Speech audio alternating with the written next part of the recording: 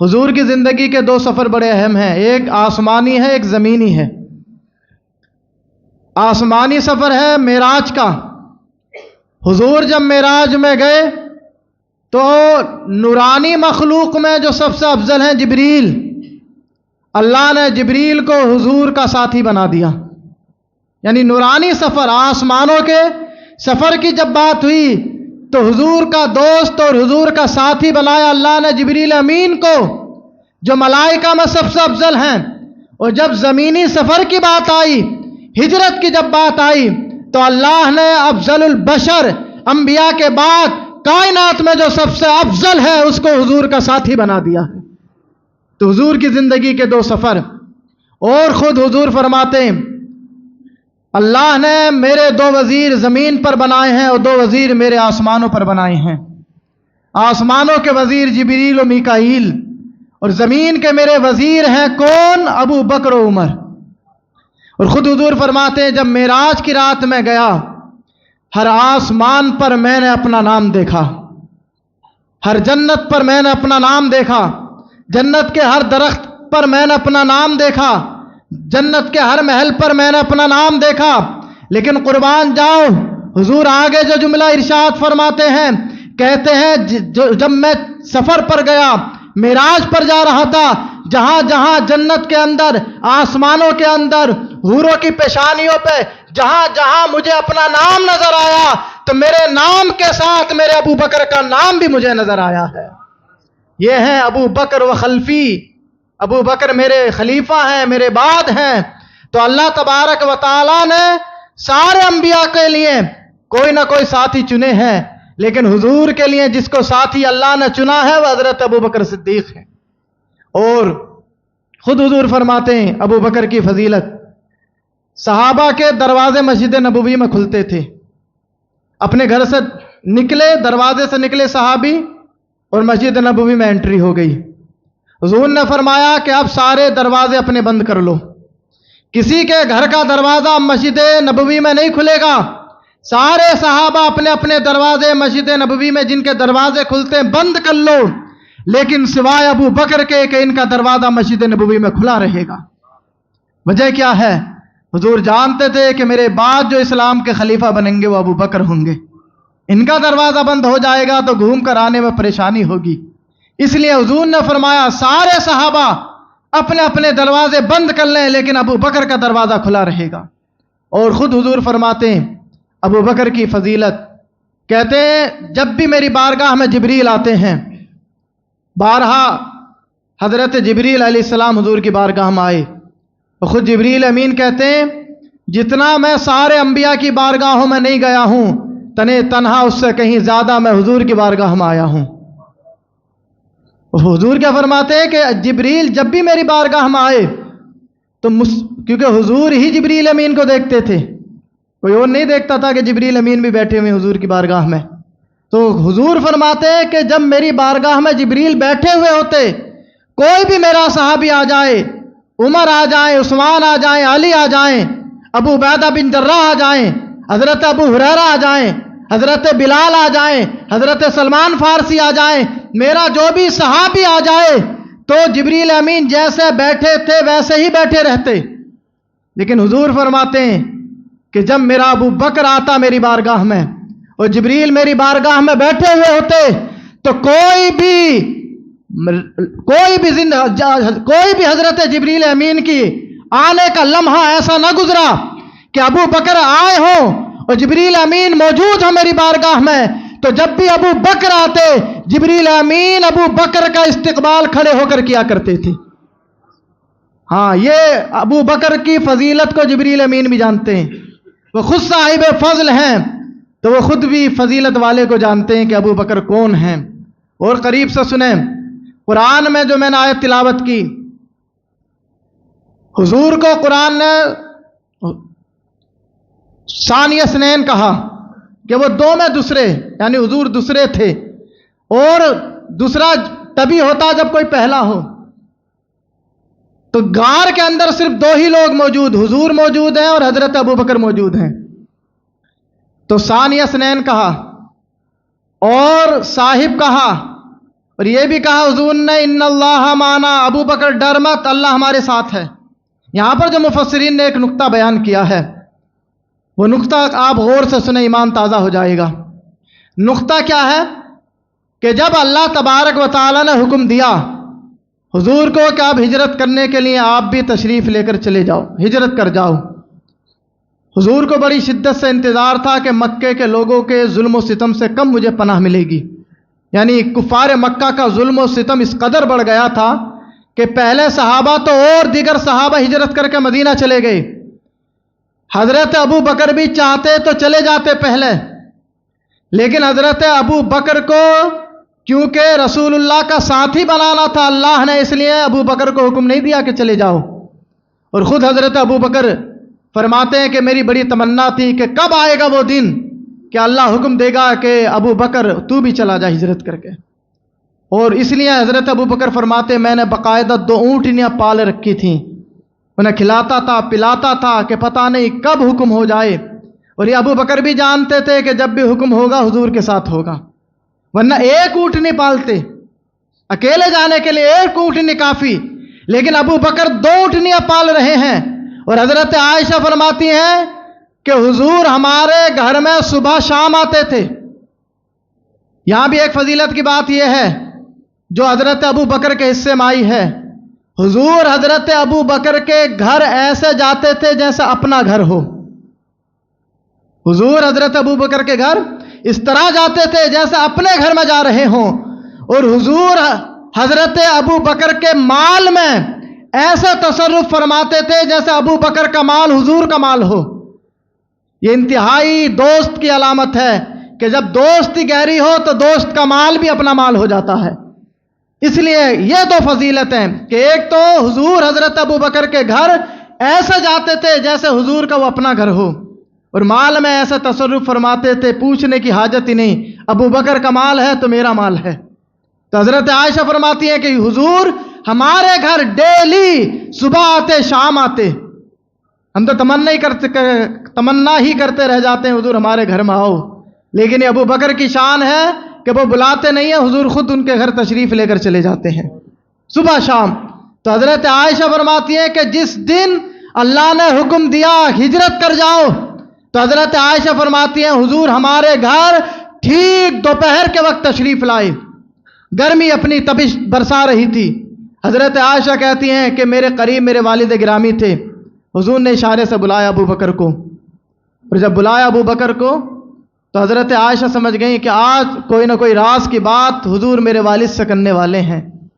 حضرت عائشہ دور کھڑی ہوئی دیکھ رہی تھیں، حضور نے بلایا اور حضور نے حضرت ابو بکر کے کان میں جو جملہ کہا حضرت ابو بکر رونے لگے، اور حضرت عائشہ دیکھ رہی ہیں کہ میرے والد رو رہے ہیں، مسکرا بھی رہے ہیں اور رو بھی رہے ہیں، خوش بھی ہیں اور رو بھی رہے ہیں۔ تو حضرت عائشہ کہتی ہیں کہ آج سے پہلے میں نہیں جانتی تھی کہ خوشی کے وقت بھی آنکھوں سے آنسو جاری ہو جاتے ہیں، اس دن میں نے پریکٹیکلی دیکھا کہ خوشی کے مارے بھی کوئی بندہ جو ہے رو دیتا ہے۔ اور جب حضور نے کہا نا کہ اللہ نے حکم دے دیا ہے ہجرت کا، اور اے ابو بکر اللہ نے مجھے تمہارا ساتھی بنایا ہے کہ تم میرے ساتھ ہجرت کر کے جاؤ گے، تو حضرت ابو بکر کی آنکھوں سے آنسو جاری ہو گئے، اور عرض کیا یا رسول اللہ اسی سفر کے لیے تو میں 2 اونٹنی پال رہا تھا، 1 اونٹنی میری ہے اور 1 اونٹنی ابو بکر کی جانب سے گفٹ ہے، آپ کے لیے آپ قبول فرما لیں۔ لیکن حضور نے اس وقت حضرت ابو بکر کا مال اگرچہ حضور کا مال ہے، لیکن حضور فرماتے ہیں کہ نہیں، اس اونٹنی کی رقم میں تمہیں ادا کروں گا، یہ مبارک سفر ہے، میں چاہتا ہوں کہ اس مبارک سفر کو میں اپنے اخراجات پر کروں۔ اور جب گئے حضور آپ دیکھا غار سور جبل سور پر واقع ہے، میں الحمدللہ بھی عمرے پر گیا تو میں چڑھ گیا تھا وہاں پہ، حالانکہ 2 گھنٹے لگتے ہیں اور 10 سے 8 مرتبہ بیٹھنا پڑتا آرام کے لیے، لیکن میں اس لیے چڑھ گیا کہ جب حضور کے قدم وہاں تک پہنچے ہیں تو جان کیوں نہ چلی جائے، چڑھ کر رہیں گے۔ لیکن جب چڑھے ہیں تو ساری تھکاوٹ دور، آپ دیکھیں تو وہ غار سور آج بھی مہک رہی ہے، خوشبو آج بھی اس سے پھوٹ رہی ہے، اور آپ اندازہ لگائیں گے کہ جہاں 2 گھنٹے چڑھنے میں لگتے ہوں، تھک جاتا ہو آدمی، 10 بار اسے ریسٹ لینا پڑتا ہو، ابو بکر ان پہاڑیوں پر ننگے پیر حضور کو اپنے کاندھے پر سوار کر کے کیسے چڑھ گئے ہوں گے، یہ اندازہ وہی لگائے گا جو اس غار سور پر چڑھا ہو۔ اور جب حضرت ابو بکر حضور کو کاندھوں پر سوار کر کے جب غار سور میں لے کر چڑھ گئے تو اب دیکھیں کفار مکہ نکلے حضور کی تلاش میں، اعلان کر دیا جو بھی حضور کو پکڑ کے لائے گا 100 اونٹ اس کو انعام میں دیے جائیں گے۔ سارا مکہ دوڑ پڑا، سارے کافر دوڑ پڑے۔ 100 اونٹ معنی رکھتے ہیں آج کی ڈیٹ میں، جو 100 BMW کسی کے لیے انعام کر دی جائیں، 100 اونٹ گفٹ میں دیے جائیں گے۔ سارے کے سارے دوڑ پڑے، اور اس زمانے میں لوگ ایسے بھی ہوتے تھے پیروں کے نشان دیکھ کر پہچان جاتے تھے کس کے قدم ہیں۔ پیروں کے نشان والے بھی جو پیروں کے نشان پہچاننے میں ماہر تھے، تو جو ماہر تھے پیروں کے نشان پہچاننے میں، وہ حضور کے گھر سے وہ چل دیے کہ قدم یہاں پڑا یہاں پڑا، پہنچ گئے غار سور پہ۔ اور جب غار سور کے اندر حضرت ابو بکر نے ان کافروں کے قدموں کو دیکھا تو حضور سے کیا کہا؟ حضور اب ہم پکڑ لیے گئے ہیں، کافروں کے قدم ہمارے اس غار تک پہنچ گئے ہیں۔ تو جب حضرت ابو بکر کو گھبراہٹ محسوس ہوئی کہ اب پکڑ لیے جائیں گے، قدم دکھ رہے ہیں کافروں کے، تب حضرت ابو بکر سے حضور نے فرمایا لا تحزن، اے ابو بکر مت ڈر، ان اللہ معنا، اللہ ہمارے ساتھ ہے، اللہ ہمارے ساتھ ہے۔ اور جب یہ جملہ کہا فانزل اللہ السکینۃ، اللہ نے ابو بکر پر سکینہ نازل فرما دیا۔ سکینہ کا معنی یہ ہوتا کہ جس کے دل سے بالکل خوف نکل جائے، چین و سکون سے ہو گئے حضرت ابو بکر صدیق۔ اور جب چین و سکون سے ہو گئے، اب یہاں پر ایک نقطہ سنیں، معارج النبوہ کی روایت ہے کہ جب حضور نے جب دیکھا کہ کافروں کے قدم پہنچ گئے، وہ قریب تھا کہ جھانک کر دیکھ لیتے کہ اس غار کے اندر تو کوئی نہیں ہے۔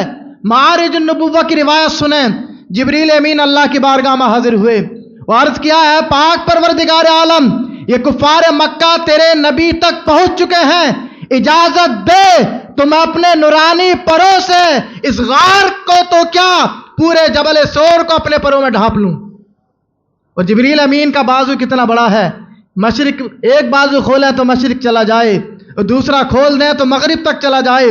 تو حضرت ابو بکر کو جب خوف لاحق ہوا تو جبریل امین نے عرض کیا ہے پاک پروردگار عالم اجازت دے میں پورے جبل سور کو اپنے پروں سے ڈھانپ دوں گا۔ لیکن اللہ تبارک و تعالیٰ فرماتا ہے روایت معارج النبوہ کی، اے جبریل تم تو نورانی مخلوق میں سب سے طاقتور ہو، تم ایک پر مار دو تو پہاڑ ہل جائے، لیکن آج ہم دنیا کو دکھانا چاہتے ہیں کہ ہم بھی ستار ہیں۔ جب چھپانے پر آئے اور جب ہم نے قرآن کی حفاظت کی ہے اور قرآن کو ہم نے محفوظ کیا ہے تو صاحب قرآن کو بچانا بھی ہم جانتے ہیں، ہم قرآن کے محافظ ہیں۔ تو جو صاحب قرآن ہے ہمارا نبی، ہم دنیا کو بتائیں گے کہ ہم اپنے نبی کی حفاظت کیسے کرتے ہیں۔ قرآن کہتا ہے ان اوہن البیوت لبیت العنکبوت، دنیا کے سارے گھروں میں سب سے کمزور گھر جو ہے وہ مکڑی کا ہے، مکڑی کا جالا۔ قرآن کہتا ہے کوئی بھی کیڑا ہو، جانور ہو، انسان ہو، قرآن کہتا سب سے کمزور گھر جس کو ہم نے بنایا ہے وہ مکڑی کا گھر ہے۔ اب اللہ کی قدرت دیکھو، اللہ کیسے دنیا کو بتانا چاہتا ہے۔ جبریل سے کہہ دیا تمہیں حاجت نہیں ہے، ہم بتائیں گے دنیا والوں کو کہ اپنے نبی کی حفاظت کیسے کی جاتی ہے۔ اور مکڑی کو بلایا اللہ نے اور مکڑی کو حکم دیا اتنا پرانا جالا بن اس غار کے منہ پر کہ کافروں کو دیکھ کر لگے کہ مکڑی نے جالا تو حضور کی پیدائش سے پہلے بن دیا تھا۔ مکڑی نے حکم مانا، اتنا پرانا جالا بنا، وہ پہچانتے تھے کہ جالا کب کا ہے کب کا نہیں ہے۔ انہوں نے جب دیکھا، جب مکڑی نے جالا بنا تو کافروں نے کہا کہ اس غار کے اندر کوئی نہیں جا سکتا، یہ جالا تو حضور کی پیدائش سے پہلے بنا ہوا ہے۔ اور پھر اللہ نے حکم دیا کبوتر اور کبوتری کو کہ جاؤ گھونسلہ بناؤ اور اسی غار کے منہ پر انڈے دے دو۔ اور یہ بات مشہور ہے، کافر جانتے تھے کہ جب جہاں کوئی انسان رہتا ہے کبوتری وہاں پر انڈے نہیں دیتی ہے، اور گھونسلہ بھی ٹوٹ جاتا ہے، انڈے بھی ٹوٹ جاتے ہیں۔ اینٹری جہاں سے تھی غار کی وہاں پر کبوتری نے انڈے دے دیے۔ انہوں نے کافروں نے سمجھا اگر یہاں کوئی جاتا، اس غار کے اندر اگر کوئی ہوتا تو یہاں پر کبوتر اور کبوتری انڈے نہیں دیتی۔ اور اللہ نے حکم دیا زمین کو کانٹے دار درخت بھی اس غار سور کے منہ پہ اگا دے۔ کانٹے دار درخت بھی غار سور کے منہ پہ اگایا۔ کافر سمجھ گئے کہ جھاڑ اس کانٹوں دار درخت سے ہو کر کون غار کے اندر جا سکتا ہے۔ تو اللہ تبارک و تعالیٰ نے دنیا والوں کو میسج دیا کہ جب ہم اپنے نبی کو بچانے پر آتے ہیں تو دنیا کے اندر جو سب سے کمزور گھر ہے اس سے بھی اپنے نبی کی حفاظت کر لیتے ہیں۔ مکڑی سے کمزور کون سا کیڑا ہے؟ لیکن اللہ تبارک و تعالیٰ کی یہ شان ہے، وہ قادر مطلق ہے کہ وہ جب اپنے نبی کی عصمت کی بات آتی ہے تو دنیا کے اندر سب سے کمزور شے کے ذریعے اپنے نبی کی حفاظت فرما لیتا ہے۔ یہ حضرت ابو بکر صدیق رضی اللہ تعالیٰ عنہ، اور یہ بھی اتفاق ہے، یہ اللہ کی جانب سے اعلان ہے، حضور بھی دنیا میں 63 سال رہے ہیں اور ابو بکر کو بھی اللہ نے 63 سال دنیا کے اندر رکھا۔ حضور بھی پیر کے دن گئے ہیں دنیا سے تشریف لے کر، اور ابو بکر کا بھی انتقال پیر کے دن ہوا ہے۔ اور جب آپ کا انتقال ہونے لگا، حضرت عائشہ نے عرض کیا ہے والد گرامی اجازت دیں، کیونکہ حضرت ابو بکر نے کہا کہ میرے بدن پہ جو یہ چادر پڑی ہے جسے میں اوڑے ہوئے ہوں اسی کو دھو لو اور اسی میں کفن دے دینا۔ تو حضرت عائشہ رونے لگیں، خلیفہ تھے پہلے آپ وقت کے سب سے بڑے خلیفہ۔ تو حضرت عائشہ نے کہا کہ اے والد گرامی تمہارے گھر والے اتنے کمزور نہیں ہیں کہ تمہیں نیا کفن نہ دے سکیں، نیا کفن پہنائیں گے ہم آپ کو۔ تو حضرت ابو بکر صدیق کا جملہ سنے غور سے، کہتے ہیں کہ عائشہ بیٹی، میں جس رب کی بارگاہ میں جا رہا ہوں وہاں نیا پرانا نہیں دیکھا جاتا ہے، وہاں صرف بندے کے اعمال دیکھے جاتے ہیں کہ وہ بندہ اپنے ساتھ کتنے اعمال لے کر آیا ہے۔ میں اس سفر پر جا رہا ہوں کہ جہاں یہ نہیں دیکھا جائے گا تو کفن کیسے پہن کر آیا ہے، وہاں تو یہ دیکھا جائے گا دنیا کے اندر عمل کیسا کر کے آیا ہے۔ آپ ابو بکر صدیق کی سیرت دیکھیں، حضور خود فرماتے ہیں ابو بکر کے مال نے مجھے جتنا نفع دیا اتنا کسی کے مال نے مجھے نفع نہیں دیا۔ ابو بکر نے اپنی زندگی حضور پر قربان کی ہے، اپنا مال حضور پر قربان کیا ہے، اپنی سانسیں حضور پر قربان کی ہیں، کوئی اولاد بھی اپنی حضور کے نام پر قربان کر دی۔ تو حضرت ابو بکر صدیق وہ صحابی ہیں جان مال دولت سب کچھ حضور کے نام پر قربان کر دیا، اور جب سب کچھ قربان کر دیا تو درجہ اور اعزاز اللہ کی جانب سے یہ ملا ہے کہ اللہ نے اپنے نبی کا قبر میں ان کو ساتھی بنا دیا ہے۔ یقین جانا یہی سیرت ہے، یہی دنیا ہے۔ دنیا اگر جینا ہے تو ابو بکر صدیق سے سیکھو کہ جو ہر لمحہ زندگی کے ہر سانس پر انہوں نے حضور سے وفاداری کی ہے، حضور سے عشق کیا ہے، اور اس دنیا کو ایسا ٹھوکر مار کر گئے ہیں کہ اللہ نے جنت الفردوس میں حضور کا ان کو ساتھی بنا دیا ہے۔ یہ فکر آخرت ہے کہ جو ابو بکر کا جملہ ہے وہ قابل غور ہے کہ بندہ اس سفر پر روانہ ہوتا ہے کہ جس سفر پر صرف اللہ تبارک و تعالیٰ بندوں کے عمل دیکھتا ہے۔ آج ہم اپنے نفس کا محاسبہ کریں۔ حضرت ابو بکر اگر کسی درخت پر چڑیا کو دیکھتے تو کہتے تھے اے چڑیا، ابو بکر کی زندگی سے اچھی تو تیری زندگی ہے۔ درخت پر چڑیا چہچہا رہی ہے اور ابو بکر کیا کہتے کہ ابو بکر سے بہتر تو تو ہے کہ تو چہچہا رہی ہے، تجھے بھوک لگتی ہے، دانا چگ لیتی ہے، تو مر جائے گی، فنا ہو جائے گی، اللہ نہ تجھ سے حساب لے گا نہ کتاب لے گا۔ لیکن یہ ابو بکر ہے کہ جب مر جائے گا تو اللہ اس سے حساب و کتاب لے گا قیامت کے دن۔ تو اے چڑیا، تو ابو بکر سے افضل و اعلیٰ ہے کہ تجھے اللہ رب العزت کا سامنا نہیں کرنا ہے، نہ تجھے حساب و کتاب دینا ہے، نہ تجھے عذاب دیا جائے گا۔ لیکن یہ ابو بکر ہے کہ اگر یہ دنیا سے ایمان لے کر گیا تب تو یہ کامیاب ہے، لیکن اللہ تبارک و تعالیٰ کا فضل اگر ابو بکر پر نہیں ہوا تو اس کی دنیا بھی چلی جائے گی، اس کی آخرت بھی چلی جائے گی۔ یہی فکر آخرت ہے۔ آپ دیکھیں گے ہمارے نوجوانوں کے اندر فکر آخرت کیا ہے اس کا تصور نہیں۔ روز ہر آدمی کوئی نہ کوئی مر جاتا ہے، کسی کو اٹیک ہو جاتا ہے، کتنا بڑا حادثہ ہوا، ایکسیڈنٹ میں کتنے لوگ مر گئے۔ کس نے نصیحت حاصل کی ہے کہ انسان گھر سے باہر نکلا، قدم باہر نکالا مارکیٹ کے لیے خریدنے کے لیے، کیا پتا گھر واپس آئے گا یا نہیں آئے گا، یا کاندھوں پر سوار ہو کر آئے گا۔ یہی زندگی ہے کہ جو انسان پتہ نہیں اپنی زندگی کو کب خیر آباد کہہ کر چلا جائے۔ اس لیے ایک زندگی ملی ہے، ایک ہی بار ملی ہے، اس زندگی کو حضرت ابو بکر صدیق کی طرح اپنے نبی پر قربان کر کے چلے جاؤ۔ یقین جانو دنیا بھی اچھی ہو جائے گی، آخرت بھی اچھی ہو جائے گی۔ اور یہ نیا سال آنے والا ہے، خاص طور سے نوجوانوں سے گزارش ہے، یہ مت سمجھو کہ نیا سال آیا ہے، غور تو کرو۔ 60 سال زندگی تھی تو 69 سال باقی رہ گئی ہے، 30 سال زندگی کے تھے 29 سال باقی رہ گئے ہیں، اور جو 70 سال کی عمر میں جی رہے ہیں ان کے تو نامعلوم 5 سال باقی رہ گئے زندگی کے، یا 2 سال باقی رہ گئے۔ ایک لمحے کی بھی کسی کو یہ گارنٹی نہیں کہ وہ ایک لمحہ جیے گا، یہ موت کا پروانہ ہے۔ کس کی جھولی میں کب آ جائے یہ اللہ جانتا ہے. اس لیے اپنی زندگی کو سنوارو. ابو بکر سے محبت کرو, سارے صحابہ سے محبت کرو. سیرت کا معنی یہ ہے کہ وہ جیسے دنیا جی کر گئے ہیں, اللہ ہمیں بھی توفیق دے کہ ہم بھی ابو بکر عمر جیسی زندگی گزار کر جائیں. یہی کامیابی ہے. یقین جانو, قرآن کو مانو. قرآن جو کہتا ہے تم دنیا کی زندگی کو اچھا سمجھتے ہو, ارے بے وقوفو نادانو, تمہارے لیے تو ہم نے آخرت کو سنوارا ہے. تمہارے پیش نظر آخرت رہنی چاہیے. دنیا کے اندر حرام حلال میں تمیز کرو, حلال کی فکر کرو, حرام کے چکر میں مت پڑو, ورنہ تمہاری نسلیں اس کا صبح قیامت تک حساب دیتی نظر آئیں گی. اللہ تبارک و تعالی مسلمانوں کو اسلام پر عمل پیرا ہونے کی توفیق